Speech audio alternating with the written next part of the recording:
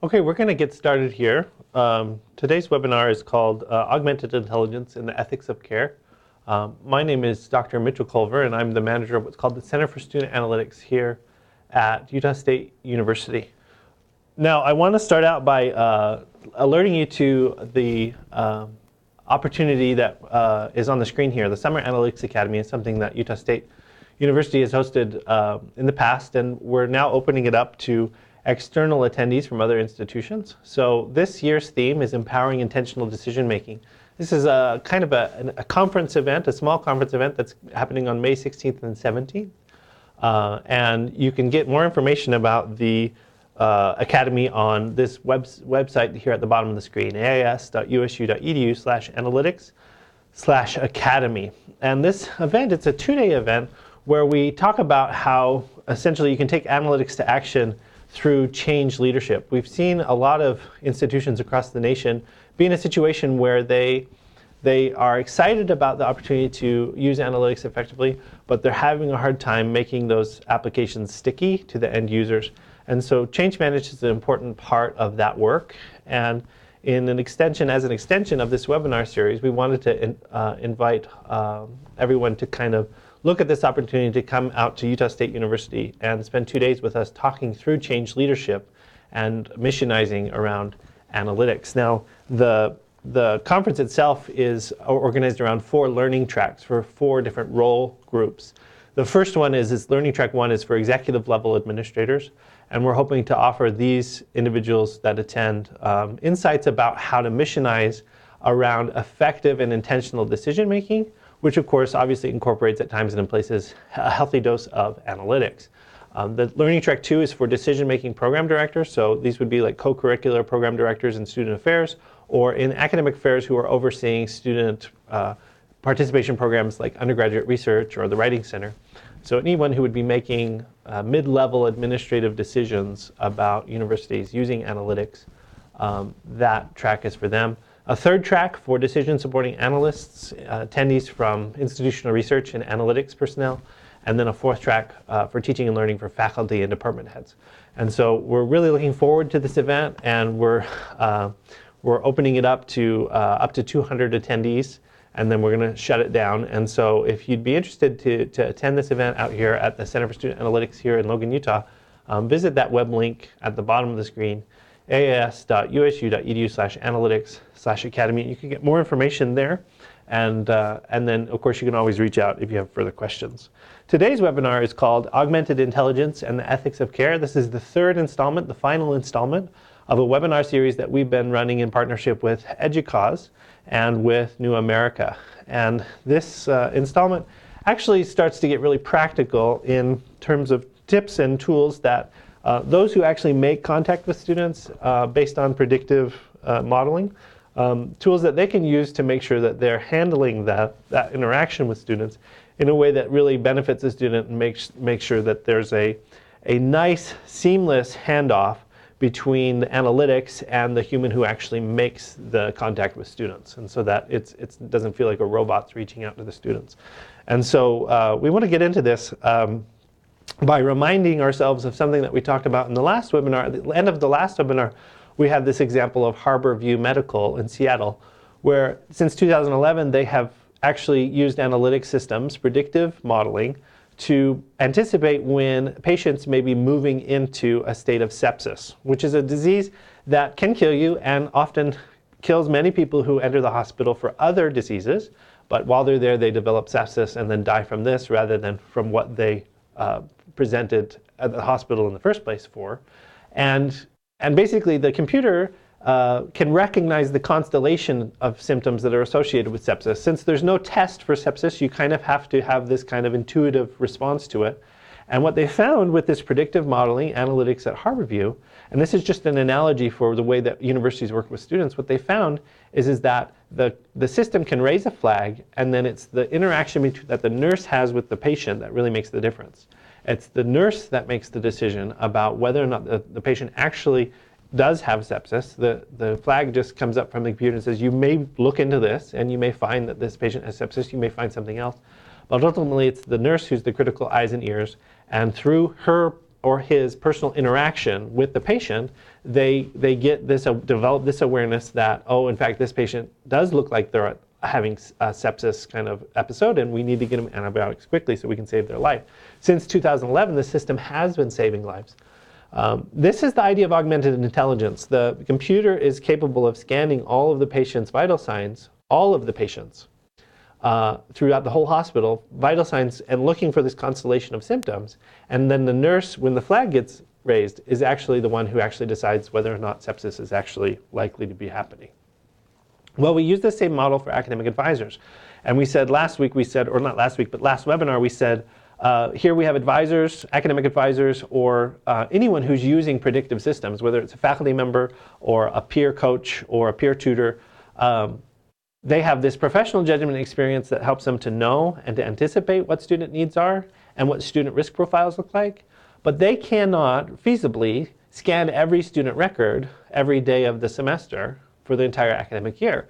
And so we actually turn on these systems of intelligence that constantly scan these other systems of record and these other systems of engagement, looking for patterns of student behavior that are a constellation of symptoms that associate or have historically associated with student departure from higher education.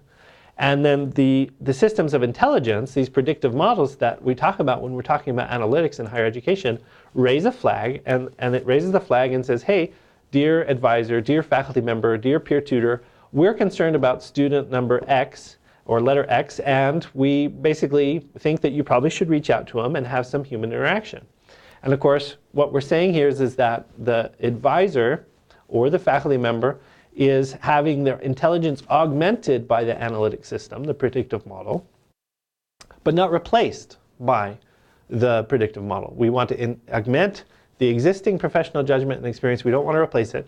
And that's because if we're going to make a difference in the lives of students, that's going to happen through this important student interaction, student contact that takes place between the advisor and the student. That's what really matters.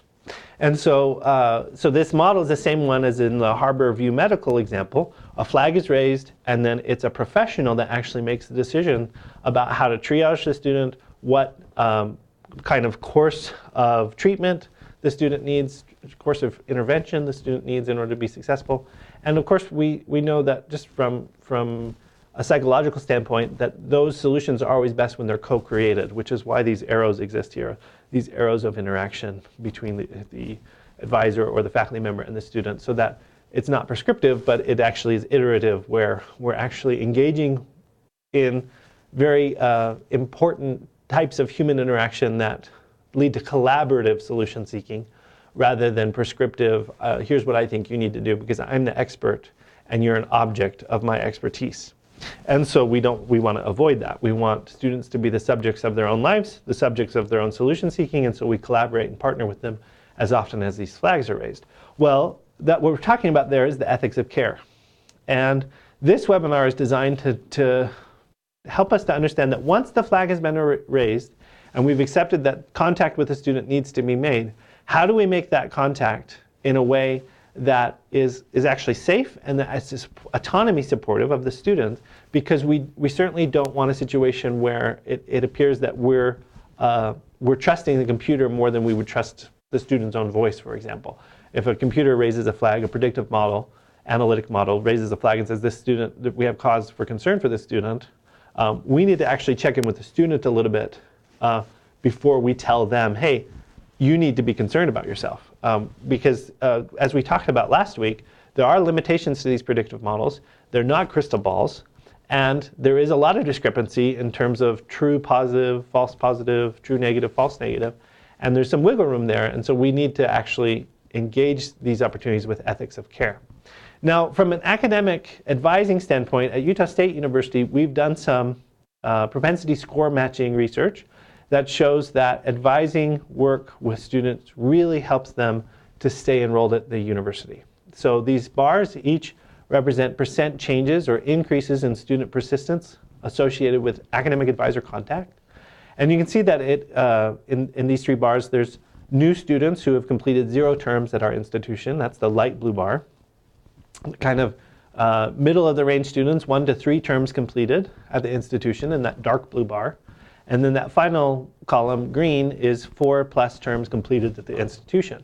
And what you see here is this pattern where advisor contact matters more for newer students than it matters for more senior students.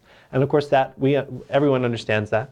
The point of this slide is to establish that advisor contact, faculty contact, peer tutor contact with students is going to vary from student to student based on their levels of experience and risk. And if this is true, then we may not be surprised by this second finding, which is that our work doesn't impact students all in the same way across success quartiles. And so this is a pretty intense graphic, and so we're going to walk through it slowly. So the dark blue bars here are representative of students who have met with an advisor in a semester. The light blue bars, the comparison, are students who did not meet with an academic advisor during the course of a semester. The four sets here, top, third, second, and bottom success quartiles, are basically indicators of how likely the student was to succeed before they even met with the advisor. And so you can see with the top performing students, the top success quartile, who are least at risk for not persisting at the institution, advisor contact makes less than 1% difference whether you visit with an advisor or not. There's not that big of a change in your likelihood to stay enrolled.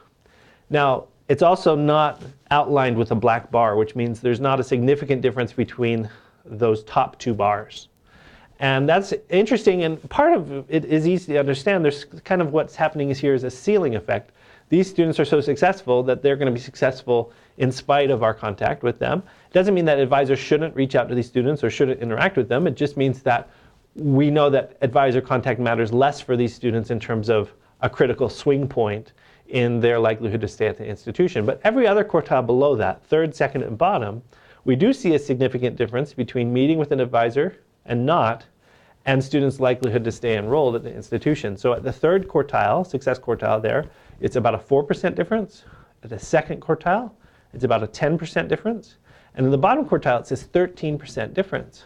And what that means is that advisors their interaction with students is more potent when the students have more risk to deal with, or more situations where an advisor's input would actually help them to be successful and be that hinge point between leaving and staying at the institution. Now, this is a very thrilling finding to come across. It's not unusual. I don't think people think that this is kind of an unexpected finding. But it's important to have this data and to base our actions on it, and also to realize then here the opportunity that exists with these students is that the more often we can meet with students who are in those second and bottom quartile, and even the third quartile, the more likely our institution is going to have increases in persistence. Now we have a question from Melissa Barnett. She says, how are the students distributed across success quartiles? So these are literally from the prediction model. Each student at our institution is predicted to have a 0 to 100% likelihood to persist. And we build exact quartiles on those predictions. So the top quartile may be anyone who has 93% and above likelihood to persist at the institution. The next quartile may be 87 to 93% likelihood. The next quartile may be 82 to 87. And then the bottom quartile may be everyone who's below 82% likelihood to persist at the institution. But they're even quartiles, even amounts of students in each of those four quartiles. So that's how they're built. These are prediction likelihood to persist at the institution. Now, the next question you have to ask yourself is, where are we spending most of our time? This is a social justice question. It's an important question. And we're talking about the ethics of care. It seems like if we're being equitable with our students and ethical with the knowledge that we have about their levels of risk, that we would be meeting more often with students in the lower quartiles and less often with students in the higher quartiles. That's not what we found. And in actuality, what we found, you can see that the far column, these are our 8 colleges at Utah State University. And in the far right column, you see the mean. So that would be the overall results for the institution. And you can see that our academic advising community meets with 43% of the top quartile in each semester, but only 27% of the bottom quartile. And in some colleges, for example, college number 7, college 8, the discrepancy is 3 times higher, right? So college 8 is meeting with the top quartile of students. 38% of the top quartile students get an appointment, get served in an appointment with a degree plan. But the bottom quartile in college 8, only 13% of students are being served in an appointment with a degree plan. And that's 38 is 3 times higher than 13, or nearly 3 times higher than 13. And so that discrepancy is kind of wild and important to understand. But there are pockets of what we would say is a more equitable situation. So if you look at college number 7 here, college number 7, while they are meeting more frequently with top and third quartile students, they've significantly closed the gap so that bottom quartile students are now being served. 64% of bottom quartile students are being served in an appointment with a degree plan. And when we ask, hey, college number 7, we ask the academic advisors in that college, how are you doing this work? And their answer is, we use the predictive model that you gave us. We trust that model. When the predictive analytics system raises a flag that one of our students is at risk, and so they would be coming from the bottom, second, and third quartile, we have a concerted action plan, communications plan, that allows us to reach out and make contact with those students and to triage whatever the situation is in their lives so that we can do high quality work with them. And the same is true, you can see the second, maybe highest ranked for the bottom quartile is college number 1, and their answer was identical. They said, when you ask us to look for these flags and then to make contact with these students, then we trust that predictive model. We reach out and we provide help. We interact with the student in an iterative way. In other words, we ask questions, we wait for their answers. We ask additional questions, we wait for additional answers, and then we start to solution seek in a collaborative manner. And so this is kind of what we're talking about. When we're talking about the ethics of care and augmented intelligence, what we're saying is that if you trust the computer and its ability, and the predictive model and its ability to foreground to you the students that you need to reach out to in a timely way, you can really start to see really compelling results. Now, the issue here is that what are advisors used to? In all those other colleges, we have these kind of 3 common characteristics of academic advisors. In all of the colleges, academic advisors have good intentions, which is represented by this smiley face and this heart. Advisors feel like they want to reach out to students and have good interaction with them. They also send emails, but keep in mind that only 55% of our students open their emails, which we're working on, but it's still just the reality that we're working in. And then also most advisors have kind of like an open door policy. If a student walks in, they say, oh yeah, come on in and sit down. But what these data are showing us is that if we have our lowest risk students or top success quartile students at the top and our highest risk students at the bottom, who's getting the services? Well, as you can see from this previous chart, the lowest risk students are getting the full smattering of services. But the problem is that it's making this less than a % difference in their likelihood to persist. It's not even a significant difference.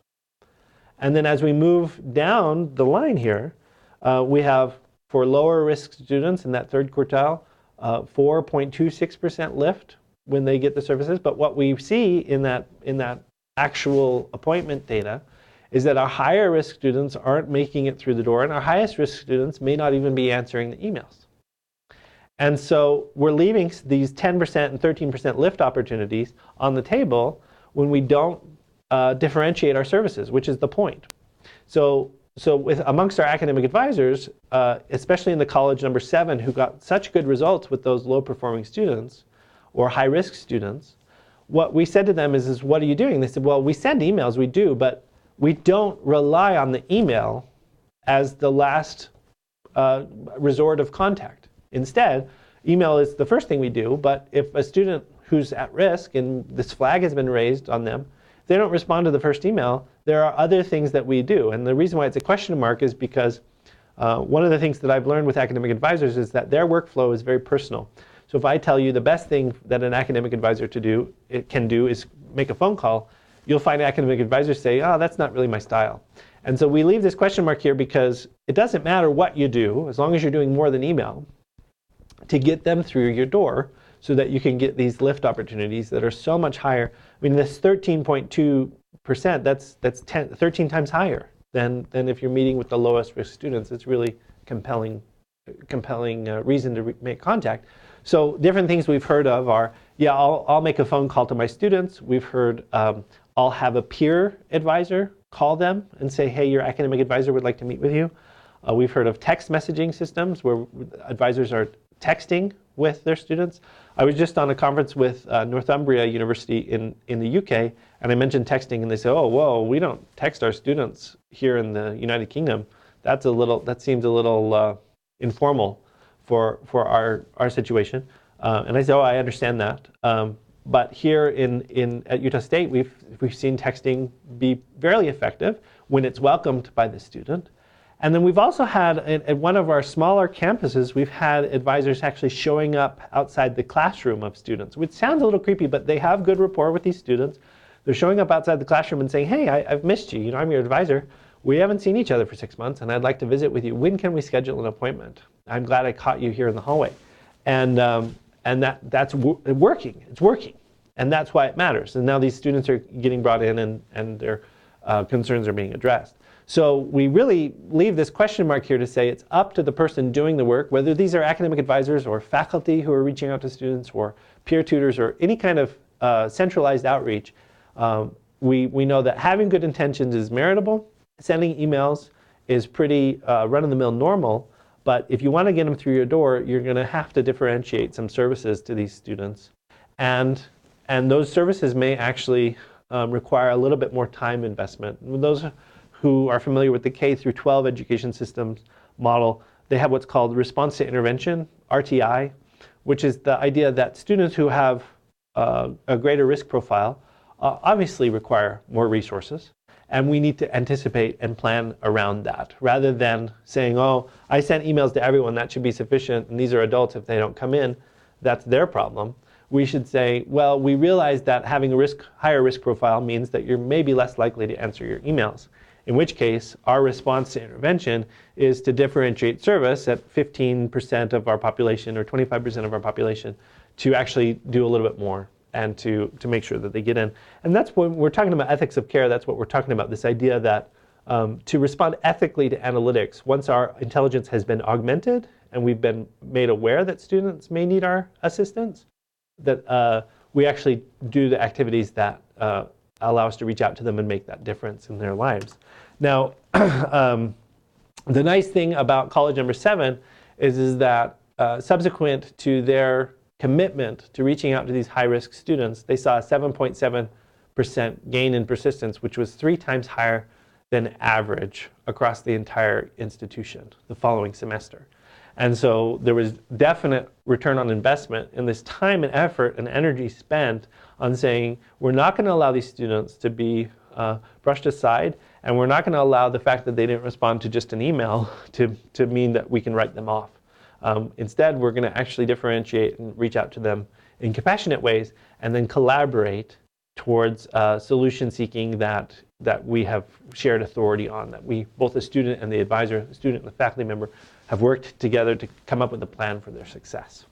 So that work actually has been shown to pay dividends in terms of actual student enrollments and increases in, like this is 3 times higher than average, right? 7.7, 3 times higher than the institutional average. So we're really pleased to see that kind of result.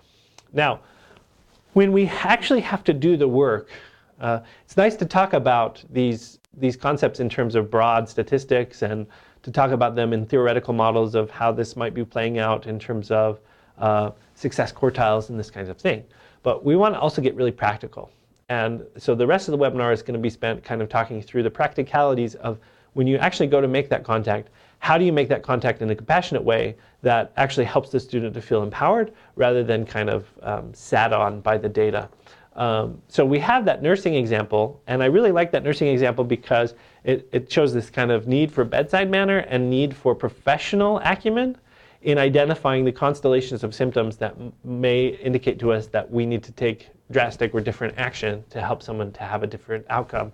And so the nursing example kind of puts us in the space of thinking about this from a medical model of saying, yeah, when we reach out to students to help them to be successful at the institution, it's kind of like reaching out and helping them to avoid academic death, which would be departing from higher education. And so they put all this time and money into the university. We want to make good on their investment by investing in them through this kind of good bedside manner contact when these flags are raised, where we actually spend some time actually getting to know what their constellation of concerns are and then addressing those. Now, we combine that with the ethics of big data, which we've been talking through here and which we'll continue to talk through, to get another space that really helps us to think about how we can react to these flags when they're raised by these predictive models is a lifeguarding model, where we actually, we're going to talk about that here in a second, where we actually are very cautious about diving in inappropriate or what I'd say is splashy kind of ways. We want to do this work with decorum, and we don't want to splash in. And I think that a lifeguarding example is really a good one. So we're going to talk about this augmented intelligence. Now that we have these systems turned on, how do we respond to these things with ethics of care? So the lifeguarding analogy goes like this. This is actually a clip, a still shot from a video in Ohio. Someone in this image is drowning. Now, the news story turned out good. In the end, the child was saved. And so no need to worry about this. Although a person was drowning, their life was saved by the lifeguard. But when I saw this example, I thought about it in terms of predictive models. I thought, you could train a computer to watch a swimming pool like this and to predict when someone was having a constellation of symptoms, so to speak, that was indicative that they might be at risk, a greater risk for drowning. And when you think about a model like that, one of the variables that the model would probably weigh fairly heavily would be whether or not the individual's head ever went underwater. And so you might have everyone here in the pool has a different risk profile, but as long as their head stays above the water, the computer's probably not going to raise a flag to say, I think this person's about to drown or is at a higher risk of drowning, and you maybe need to keep an eye on them. Well, the interesting thing about this image is that there's actually 3 heads that are underneath the water in this still shot, right? So I think you can probably see one in the bottom left. They're wearing kind of a neon green shirt. They're under the water there. There's another just a little bit above and to the right of the neon green shirted child under the water. I'm going to go ahead one frame so that you can see this person kind of emerge. So there they are, kind of struggling to swim. And then the third person whose head's under the water is kind of in the upper right quadrant, and they have flailing arms. And that is the child that actually was drowning this day. No need to worry here. You can see the lifeguard, her foot is coming off the platform, her eyes are locked on that kid, and in fact she did save his life. But I thought in terms of predictive modeling and predicting drowning, a predictive model, would actually tell you that all 3 of these children were likely to drown in the pool today, and it might give them 3 different levels, right? So flailing arms maybe is another piece of data that helps us to know that this child is a little bit more at risk than the others. This child who's climbing up the ladder here in the neon green shirt, who has the yellow circle above them, that might be a softer prediction because they have snorkel gear on. So the computer might say, oh, well, with snorkel gear under the water, that's a little bit more intentional under the water. And then this orange one, I think that this orange one is just a new swimmer. I don't think he's going to drown today or tomorrow. I think he just learned how to swim. And so, of course, new swimmers are at greater risk. And so the computer might say, oh, this person looks like they're trying to swim here, learning how to swim. And so we might give them an orange prediction, right? So not as strong as red, but not as soft as yellow. But we do need to have these kind of students, or these swimmers in this case, in mind as possible drowning victims. Okay, now as we look at these, and we can unpack them one by one, if we take the neon green shirted child, as a lifeguard exercising ethics of care, you have to ask yourself, just because this yellow circle comes up from the computer, that doesn't mean I dive in, right? And this is the training that we provide to people who use these predictive models. These are the exact slides we use to help them to understand these principles. We say, when the yellow circle comes on, it doesn't mean you call up the student and say, hey, dear student, you have a yellow circle above your head, and I need to talk to you, right? In this case, you start to gather what you know about the student. What do I know about the student? In this case, what do we know about the swimmer? Well, he's got goggles on. He's obviously climbing up the ladder right now. He seems to know what he's doing. And so even though the computer's having a little bit of the heebie-jeebies about this student, meaning that the computer's feeling uncertain about whether or not this child's going to drown, it doesn't mean that we need to act irrationally or dive in and splash around, because think about how this child would feel, this yellow, this neon green shirted child, how he would feel if we dove in and tried to save him when he was just snorkeling. You know, this kind of, I'm saving you, why won't you let me save you? And of course he would be frustrated. He'd be like, what is this lifeguard doing? I'm snorkeling? Like, why does she think I'm drowning? That doesn't make sense. I don't feel like I want to swim here again. And we know that this is exactly what can happen with students if we reach in and kind of splash around with the predictions, rather than just reaching out and saying, hey, how are you doing? If we reach out and say, hey, I'm really concerned about you, and what can we do to help you be better? We need to have a measured tone and a measured response. And in this case, I'm not worried about this child, and we can do harm if we splash in and try to save them when they don't need our help. And I think that we're going to have some examples of how do we message to these students with these yellow circles in a way that helps us to get more information that we need to make a determination about their risk, but also to do that in a way that actually is solution focused and helps them no matter what, so that we do no harm. The next child in the image here is this, what I'm calling the new swimmer. And in this example, you have to think about what would happen if we dove in and tried to save a new swimmer, and why is that a problem? And of course, the answer is that they would feel discouraged, they'd feel embarrassed. Here, I'm just trying to learn and how to swim and get the hang of this, and this person dives in and acts like I need all this help and that I need to be saved, and it makes me feel embarrassed.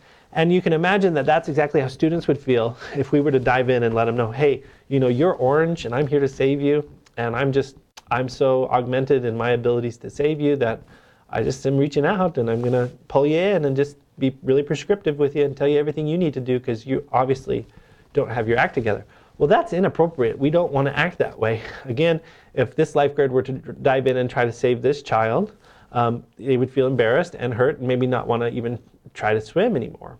I asked my lifeguard sister-in-law, how do you respond when a child's in a pool and you can see that they're kind of struggling, but you don't want to splash in and make a scene, but you don't want them to drown, so how do you balance? And she said, you know, the funny thing is when I do this, I just pay closer attention. I try to get more information. Sometimes that means interacting with them. So I might blow my whistle and give them a thumbs up, silently. You know, make eye contact, give them a thumbs up. And if they're doing all right, they'll give me a thumbs up right back. And then I can kind of calm down because we've communicated, and that iteration of communication is what has helped me to decide how to interact with the swimmer. But sometimes they'll just look at me, keep eye contact, and they won't give me the thumbs up back. And in that case, then I need to kind of step down off my platform and maybe circle around and maybe even actually engage in conversation. You need help, or how are you doing, and you know, this kind of thing. But the idea is that to act on these predictions without the burden of gathering more information directly from the student is problematic. And we need to not splash in, but what we need to do is to be very careful and considerate about how do we get the more information that we need from the student's voice, so that we don't treat this prediction model as a crystal ball, because it's not, and there are discrepancies. How do we react in a way that is measured and actually helps them and does no harm? Again, it's about this increased human interaction, right? That between two people, you can collaborate and solution seek, and that's really what's most important. Now, the red student over here obviously needs help, and with the higher the risk profile, the more confident you can be in kind of wading in and helping them.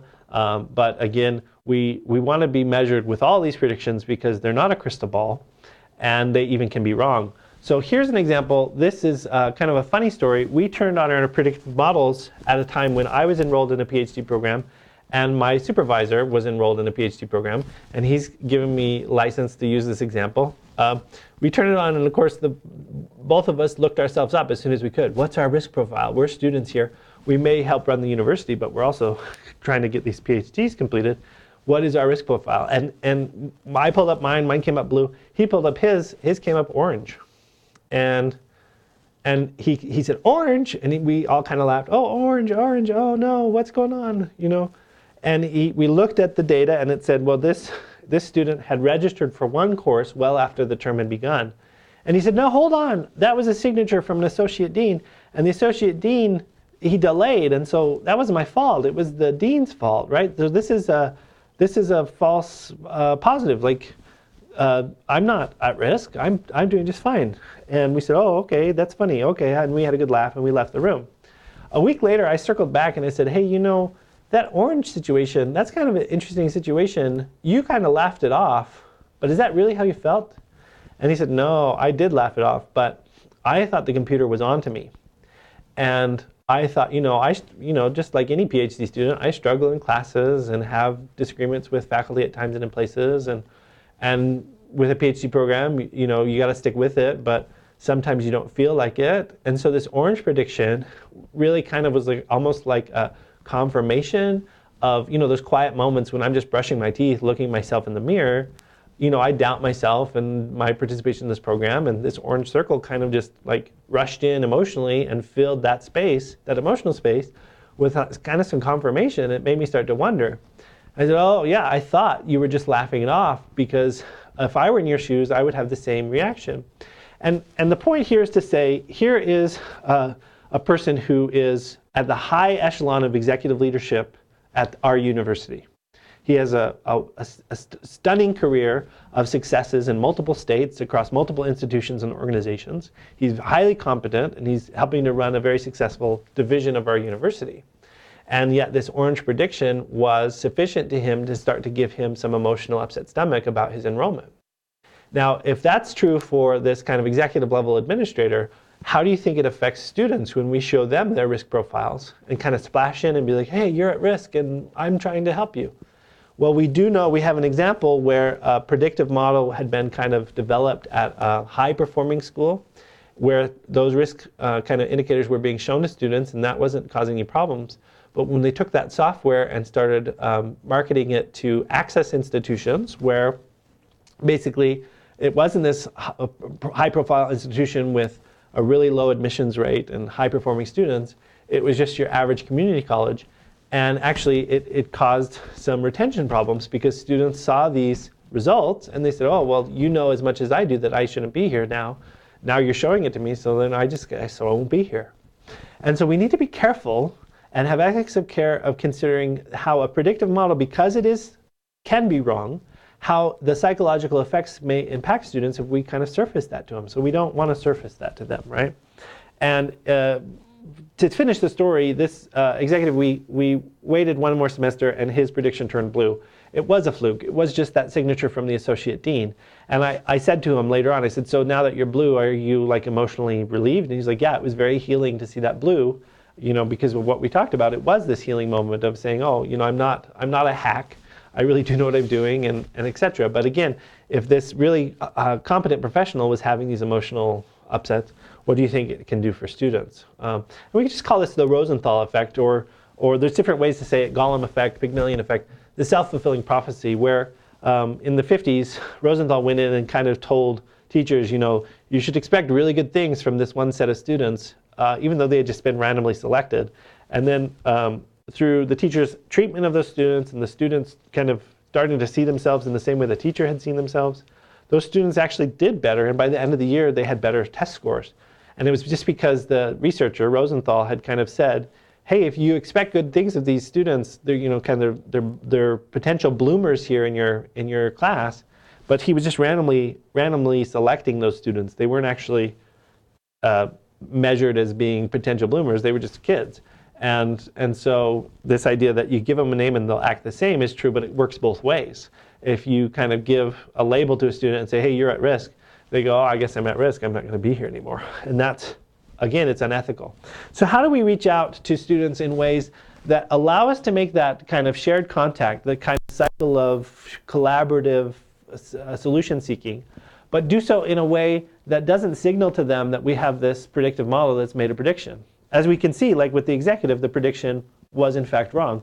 If some advisor had splashed in and said, oh, dear student, I need to save you because you're clearly off the rails, that actually would have been an inappropriate response. So we do need to react to these flags, but we can do it in a tentative way. This is the first example I want to give you. This is a graduation application reminder. We know that when students get a graduation application in and they have a graduation plan that's kind of completed and they know what the next 2 semesters are going to look like, it gives them a boost, a psychological boost that helps them to stay enrolled and finish their degree. So we like to get students graduation applications 2 or 3 semesters before they would actually graduate. But we also realize that sometimes when we send these messages, the student may have already completed the application or they already turned it in like 2 hours ago and we just don't know that. So we use tentative voice so we don't freak them out. So we say, I hope you're enjoying your semester so far. For those of you who are graduating this spring, you're almost there. And this is the tentative voice, if you have already applied for graduation, great job. So we want to freak anyone out by saying, oh, you need to apply for graduation. Because if they've already taken some steps or they've already talked to us and we just don't remember that, we don't want to alarm them. We also aren't going to say, hey, you're at risk if you don't complete this grad application. We say, hey, if you've already done it, good. If you haven't already done it, then we need to do that. So please make an appointment to visit with me soon. And this kind of tentative voice is an important aspect of our work with students where we may understand that some activity increases their likelihood to be successful. And you can even tell them that, but we shouldn't kind of reverse that and say, hey, if you don't do this, you're at risk and we need to get you in, right? The other thing is that we want to do is share authority with our students, right? So this would be an example of how do we, if what's happening in the predictive model is that their grades in the LMS or the VLE, so the learning management system like Canvas or Blackboard, VLE is virtual learning environment. That's a European term for it. Whether it's the LMS or the VLE, if their grades have started to sink in the middle of the semester, we don't call them up and say, hey, your grades are sinking, that makes you at risk for not, and so now we need to deal with that. You invite them in and you kind of share authority. So the key language here is, I'd like for us to take a moment to look at your current grades together. Would you be willing to pull those up for us to review so we both know what to expect as the semester approaches? You as their faculty member or as their advisor may very well know that their risk profile has increased as a result of their grades sinking in the middle of the semester. But you don't have to say that to them and call and say, hey, you're not doing what you need to do in these classes, so you need to come in and see us so that I can bonk you on the head and tell you that you need to get your act together. What you do is you invite them in, you share the solution collaboration, where you say, hey, can we together look at your grades in Canvas or in LMS, and would you be willing to do that so that we can actually both know how to plan for your success this semester? And that can be an important kind of, the language of shared authority can be an important aspect of this work. Another thing that I recommend that people do is what I call temporal anchoring. Temporal anchoring is just the idea of you're alerting the student to the idea that the reason why you're reaching out is because time has passed. Not because you're concerned, but because you're in a position that you need to have regular updates about students' progress, and those updates need to happen periodically. And so this first line here, now that we're halfway through the semester, is a way of saying to the student, you know, time has passed. And it implies, as time passes, things change, which means that your situation as a student here may have changed, which means I want to check in with you. That's my job. My job is to make sure periodically that you are progressing towards the goals that you set for yourself. How is everything going? And then the email continues. But you can, temporal anchor is really easy because you literally just say, you think about what week of the semester are we, and then you literally just say that. So here's, now that we're halfway through the semester, but you could also write this, here at the beginning of the semester, I just want to check in with you. And no matter which way you say it, another example, now that we're approaching the end of the semester, you're saying time has passed. And you're kind of implicitly or implying, since time has passed, we need to check in again because things change in time. And things can change for the worse in time. Now, I'm not telling you that I'm concerned. I'm not saying that you're at risk. I'm saying time has passed and we need to talk. As an advisor, you may know that they're at risk or that their risk profile has recently increased, but you don't have to forward that to them. In any way, that's the other point about this is that you need to have consciousness about contingencies, that there can be many different possible things happening and many different possible solutions, and you bonking them on the head in the email is not the only approach, and not even a good approach. So for example, we encourage students who have only registered for 3 credits to enroll in at least one more course because it's protective. We've seen that in the data. That's true across the nation. And so what we do is we need to be conscious as we kind of suggest to students solutions. We use language that, again, it's shared authority. It's this idea of there actually could be lots of ways we solve this. So we're going to talk through some common ways, common solutions, and then we'll leave it up to you, but you're an adult, and so we need to share authority on this. So the language here is, in many cases, right, we don't want to say, hey, if you don't sign up for more classes, you're at risk for not persisting towards graduation. You use this kind of tentative language. In many cases, part-time students find that adding an additional course helps them to be more successful, while also allowing them to progress towards completion more quickly. And in many institutions, it also saves them money per credit. If this is something you'd like to discuss with advisors, please make an appointment today. And this is the idea of we're trying to educate them and help them to make good decisions, but we're not trying to bang them on the head with data in a way that forces them to feel like they need to do one thing or another. Also, there's this idea of iteration, this idea that we need to do these things in stages. I've talked with a lot of first responders in this kind of predictive work who want to get everything out in the first email. I see that your problem is, in this example, Dan had seen that students weren't using our LMS as frequently as their classmates. So what he wanted to do was to say, hey, I think you should look at the tutorials for the LMS and get used to using that a little bit better. But you can start with that. And this is a beautiful thing, is you can iterate towards the suggestion or the resource that you want to provide that you know the student needs, but you don't have to start on that foot. So dear Jennifer, Utah State has a long history of working with students at a distance, etc. As we enter the second half of summer semester, notice that temporal anchoring. I want to check in with you. How's your semester going? Well, Jennifer replied and said, you know, I'm just fine. Like, everything's fine. Dan knew that Jennifer wasn't just fine. She wasn't using the LMS as frequently as her classmates. So Dan responded. And this is the iteration, right? He asks a question. She says she's fine. She says, great. Jennifer, wonderful. I'm glad to hear your semester is going so well. One resource that I want to alert you to, however, is that many of our aligned students find useful is the Canvas orientation videos. Found at the following link. The videos are about 35 questions. After watching them, please let me know. Keep up the good work. And so he didn't start with that, which may have alerted the student to the idea that she needs to be concerned about herself. Instead, he starts with, how are you doing? She says, I'm fine. He says, great. Well, I want you to know about this resource. So these kinds of approaches are really critical to our reaction to when a flag is raised. How do we engage the student in a way that actually makes sense?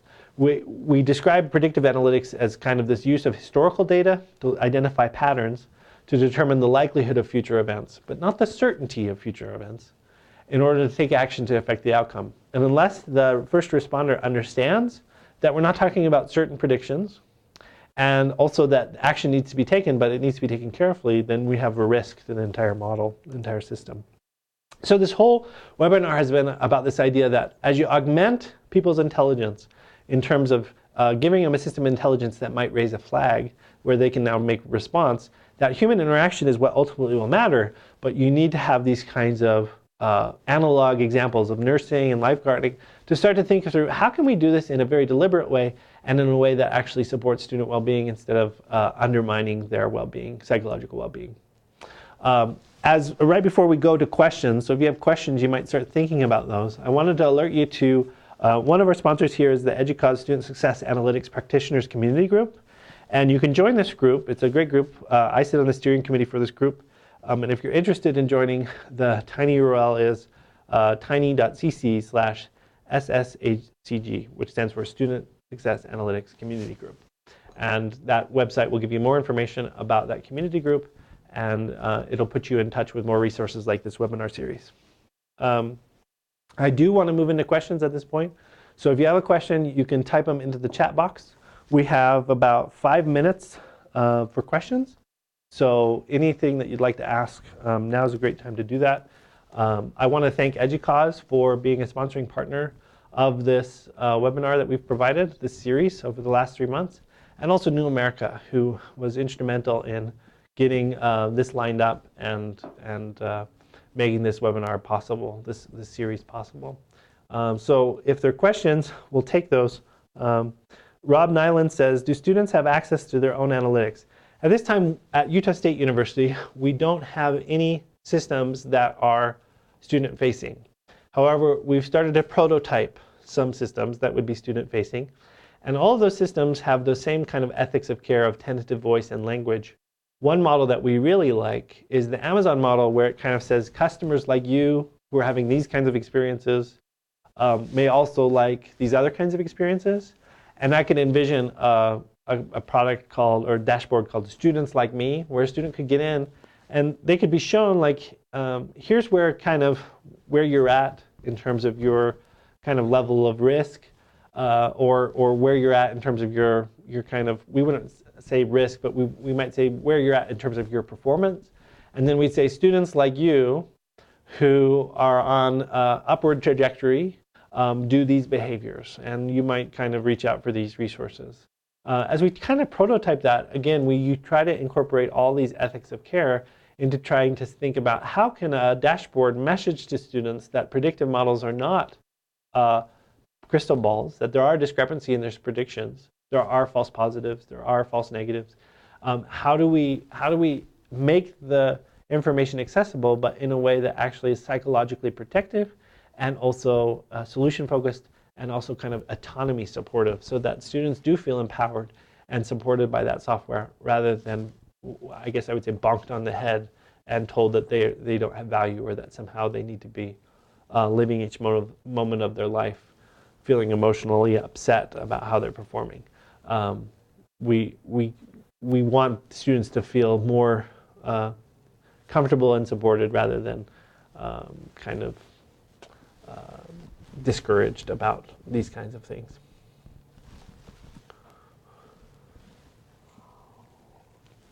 Another question that people may have is regarding the idea that the training for this couldn't possibly happen at just one time.